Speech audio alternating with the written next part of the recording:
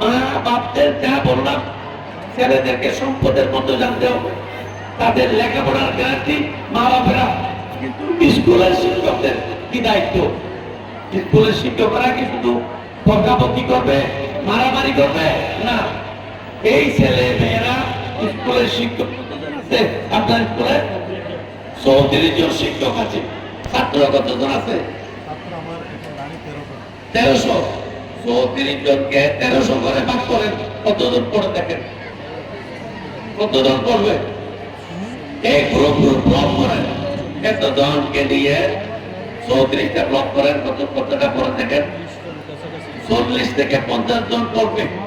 তো 50 জনের এক একটা গ্রুপ করেন, 50 জনের এক একটা গ্রুপে কোন কোন ছেলে কোন কোন মেয়েরা আছে, এই এক একটা টিচারকে তাদের চিন্তা দিয়ে দেন।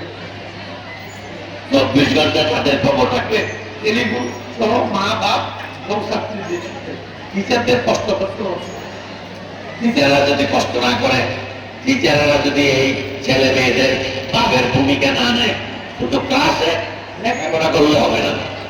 আপনার 34টা ব্লক করে, 34 ব্লকে 34 ভাগ করেন, ভাগ করে এই কতজন মেয়ে কতজন ছেলে, সেখানে মেরিট রিয়াজ কজন, মধ্য মেরিট রিয়াজ কজন, এগুলিকে আর ল্যাস মেরিট রিয়াজকে উঠে আনতে হবে। কিভাবে আনবেন সেটাও স্কুলে আমি আবার আসবো।